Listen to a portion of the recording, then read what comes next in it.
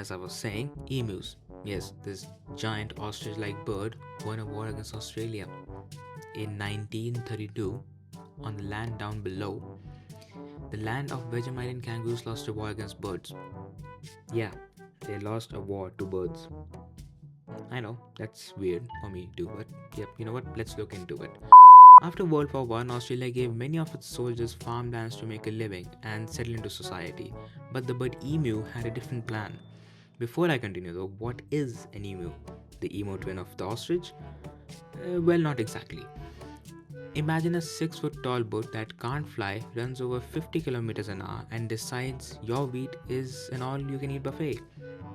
But if you've never seen an emu before, imagine an ostrich. Now make it a little shorter, a little shaggier, paint it brown, and give the confidence to walk straight into your farm and eat your crops. Now that's an emu.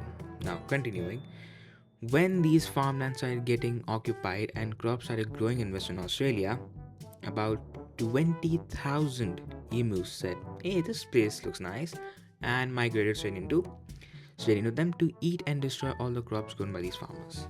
Eventually, the farmers said, "These big birds think they can come in here and eat all our delicious crops, eh? I gotta go to the big guys above." And that's exactly what they did. After getting a lot of complaints, and I mean a lot of complaints, from farmers, the Aussie government took action. Now, it's not like they brought 20,000 rounds and Lewis machine guns to kill them, right? Right? Well, kind of. They didn't bring armies, tanks, and fighter jets, except they sent 3 soldiers. Yes, 3. 3 soldiers with 10,000 rounds and 2 Lewis machine guns. That should be enough to scare them away and kill the 20,000 birds, right? Except it wasn't that easy. You see, these birds can run fast at about 50 kilometers an hour or 31 miles an hour. For hamburger people, of course. And they despise running in straight lines. Though on day 1, they did spot 50 of them.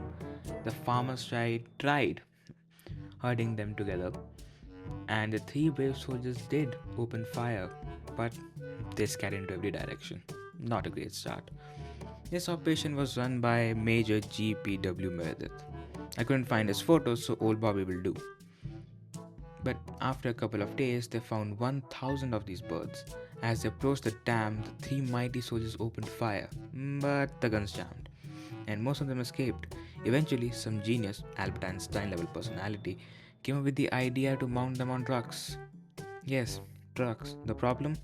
Emus can run at around 50 kilometers an hour and don't run in neat straight lines.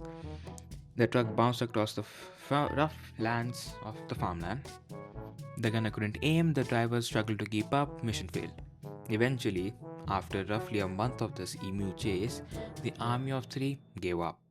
Yes, they lost to birds.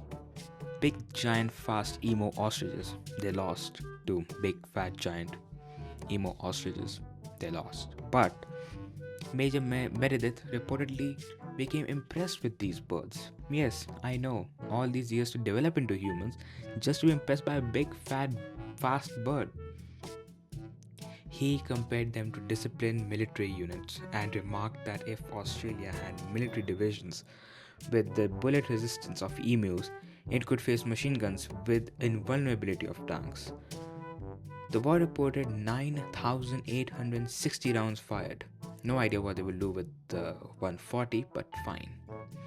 And they managed to kill 986 of them. 10,000 rounds. Not even 1,000 down. Bob is dissatisfied. So who won? The birds. Of course, the birds.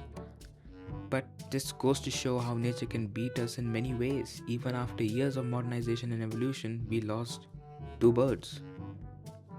Yeah, we humans lost 2 birds. I guess we are just too arrogant then, huh? Well, that's it for me. Thanks for watching and see you next time.